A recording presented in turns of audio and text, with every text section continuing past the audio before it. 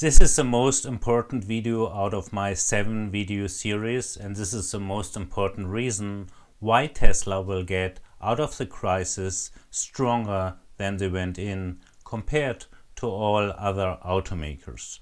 I will talk in this video about why Tesla is best positioned, and this video is most important than anything because all the other reasons I talked about are worthless without the people Tesla has.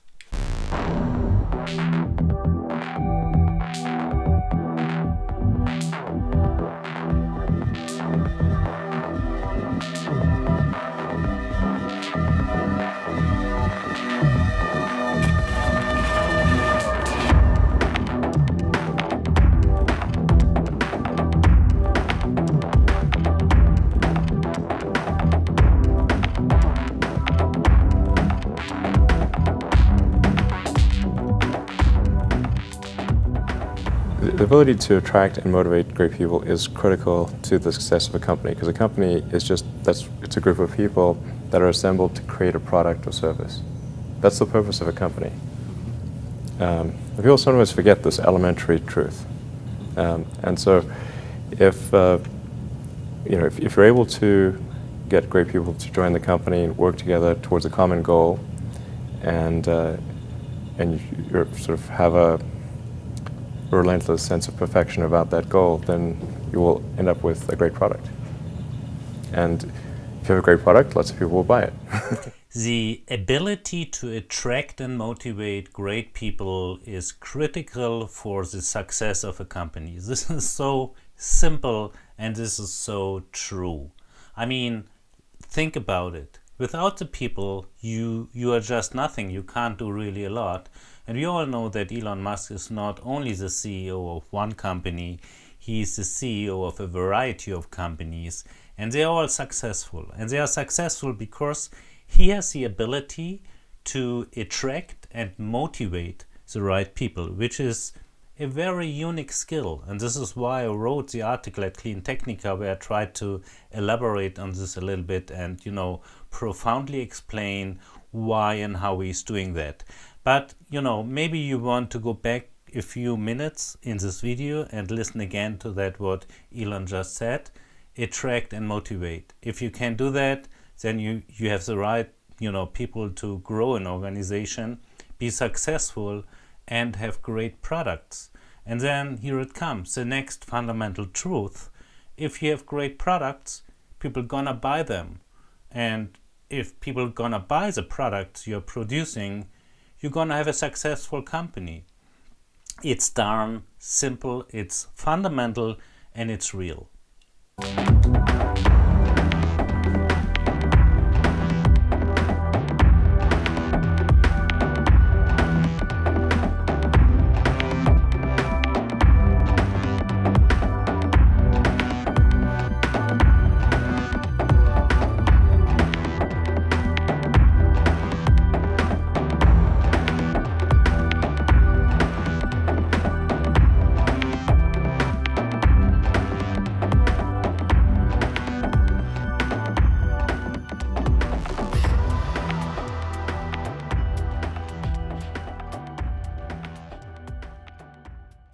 In Germany, we call this wisdom for stupids because it's so simple and so true and it makes a ton of sense. But at the end of the day, having great people is fine, but how to attract and get them, how to get them on board is the key question here. And if we listen into the next sequence about Elon explaining how, we're gonna get a very strong and good feeling about it. So it has to do with solving hard problems and really understanding the core of it. It doesn't have to do with what education you have. If you ever, made a degree at a university or PhD, that really doesn't matter. It's an education, it helps, because people who've been going through that often have a certain ability to solve problems, but it's not necessarily the case. There is a ton of people out there who have, great titles and just a fantastic, CV, but at the end of the day, if you ask them about specific hard problems that people try to solve, you never get the feeling really that they've been the one doing it and that they understand all the details. Think about how Elon Musk is talking about his companies and the problems he did solve. He knows actually every single little nitty-gritty detail about the problem. And he knows them because he's been dealing with them day in, day out, and at night. So therefore, he's a great problem solver. And if you want to grow a company, a disruptive company like Tesla, like SpaceX, like the Boring Company, you need to have problem solvers, because you are bumping into one problem after the other every day a few times. So you need people who embrace problems, who just don't shy away and try to make the impossible possible, but people who really, have the ability to understand how to approach it, how to define the problem, how to, assess a problem, and hopefully by doing that also to solve it. And this is exactly what Elon is looking for. So when he talks to these people, you get a feeling of, are these people, this very few engineers or, people who understand an issue really in the right way, and in the next step are able to solve it. And this is a skill, finding these people, listening to them carefully, and getting a sense of, these people that they have this ability, this skill.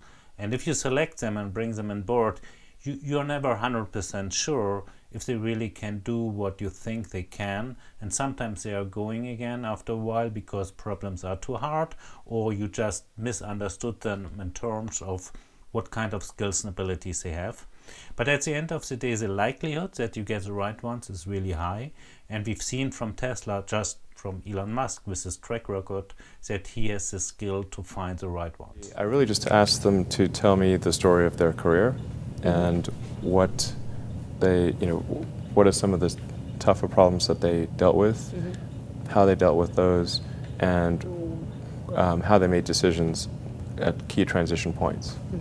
And usually that's enough for me to get a very good gut feel about someone. And what I'm really looking for is evidence of exceptional ability. So did they face really difficult problems and overcome them? And then of course you want to make sure that if there was some significant accomplishment, were they really responsible, or was somebody else more responsible? And usually the person who's had to struggle with the problem, they really understand it. They don't forget. If it was very difficult. So you can ask them very detailed questions about it, and they'll know the answer. Okay. Whereas the person who was not truly responsible for that accomplishment will not know the details.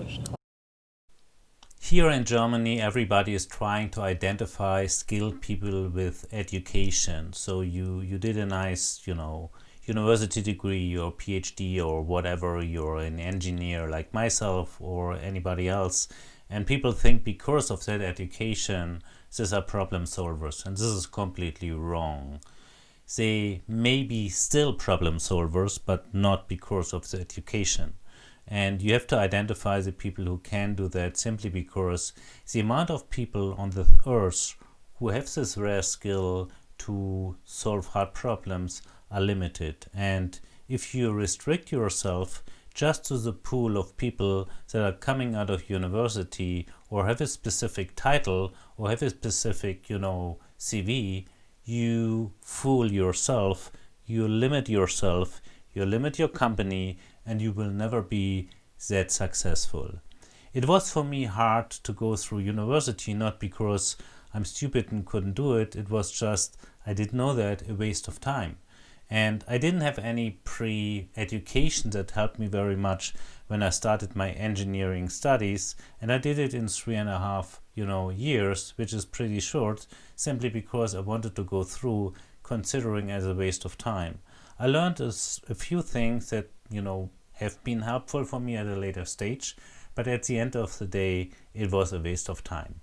And I believe I'm not the only one, and I don't want to sound arrogant here, but there are a lot of people out there who have very unique, specific skills. And not only in Germany, but also in other countries, we should, stop to look too much into the education. We should look more into the eyes of the people when they answer hard questions about how they solve problems. And you don't have to have a degree to be able to do that. You don't need even to have a college degree. Oh, wow. Okay. At all, or even high school. I mean, if somebody graduated from a great university, that may be an indication that they will be capable of great things, but it's not necessarily the case. If you look at, say, people like Bill Gates or Larry Ellison, Steve Jobs, these guys didn't graduate from college. All dropouts, yeah. But if you had a chance to hire them, of course, that would be a good idea. Yeah, okay. So, just looking just for evidence of exceptional ability, and if there's a track record of exceptional achievement, then it's likely that that will continue into the future. Mm-hmm.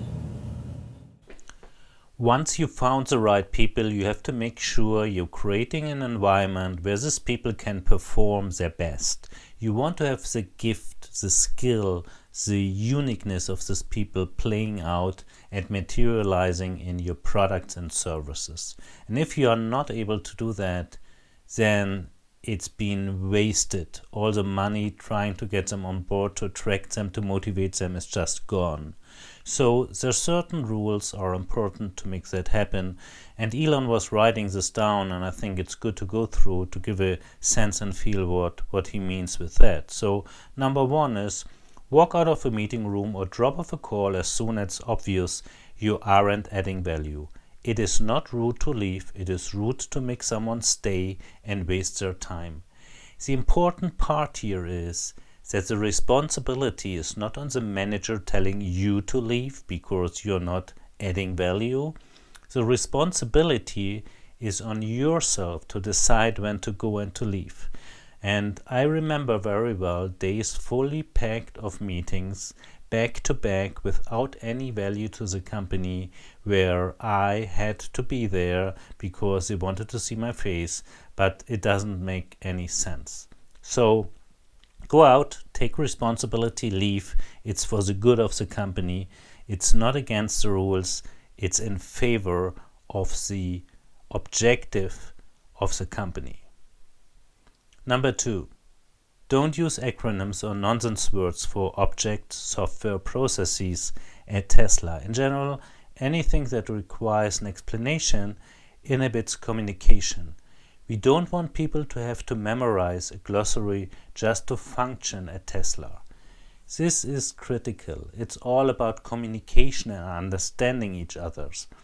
And in all companies, there is this kind of secret words and language in terms of acronyms, where everybody believes that this helps to communicate better, but the truth is usually it doesn't. It's going against a good communication because everybody is interpreting different things in these words, and all of a sudden, these words creating a life on their own, and they are bumping to people who don't have a clue what they are about, and usually they don't ask. They think about what could be in there or what could be meant, and then they are using these acronyms like that. This is a big problem because communication is key, and if information is not conveyed in a good and direct manner, don't be surprised that you never achieve the objectives you're looking for. Number three, communication should travel via the shortest path necessary to get the job done, not through the chain of command. Any manager who attempts to enforce chain of command communication will soon find themselves working elsewhere. This is very, very important. In most organizations, in large organizations, you have this chain of command. So if there is something you want to convey to someone, you have to talk to your manager first, who's talking to another manager, and off we go. This doesn't make any sense. This is ridiculous. I mean, why not shorten this up? There is no need for filtering messages that are going outside of your department. Everybody should take the responsibility on his own, and you're gonna be, surprised how sensitive people will be, what they communicate to the manager of the manager. Last not least, always pick common sense as your guide. If you feel like you're in a Dilbert cartoon, then something really goes wrong. So that's another really important one. So the responsibilities on you as a engineer, as a worker, as a manager, whatever. So the responsibility is on you to think what makes sense for the organization and not what is written down somewhere as a company rule I have to follow because someone wrote it down, and because of that I have to execute on that. Use your own brain. This is critical, and it can help a company a lot to change this company rules on the fly if required. To find the right people to be successful with your organization does not stop anywhere on any level of the company, and it does not stop with the CEO role. We will learn in a few seconds in a short clip from Elon Musk again how he was struggling and is still struggling to find the right talent for the CEO position, and because he couldn't, he took over the roles himself, although he would like to focus on different things within his companies, but he can't. I mean, I really tried pretty hard not to be the CEO. Like, I could have been the CEO from day one. Mm-hmm. This is, like, people maybe sometimes don't realize that. But I just wasn't able to find the right person. In the case of SolarCity, there's like a great team that runs it, but it's really hard to find someone who can grow a company. It's like running a company in steady state is much easier than growing a company. That's it. I'm out of here. I made 7 videos about why I believe Tesla will succeed through the crisis compared to all other automakers, and why they're gonna actually benefit even from that. And it's been an interesting journey for me to make videos for a broader audience. And I want to thank everybody who was listening, who subscribed. And I'm just thinking about continuing also talking a little bit about the German auto industry. Obviously, I am German, everybody knows that. And by doing that, I think I can add more value to the story where the industry is going to, because although I write about Tesla quite a lot, the story is broader than that, and I'd like to shed some light on why the Daimlers, the VWs, the BMWs, the Porsches of this world have some challenges ahead and struggling really to succeed as they want to. So stay with me, stay tuned and subscribe, because there is more to come, and I hope you enjoyed it. If you did, please like this video, and of course follow me on Twitter, and if you want, support me as a patron. Thanks so much, have a great day, see you soon.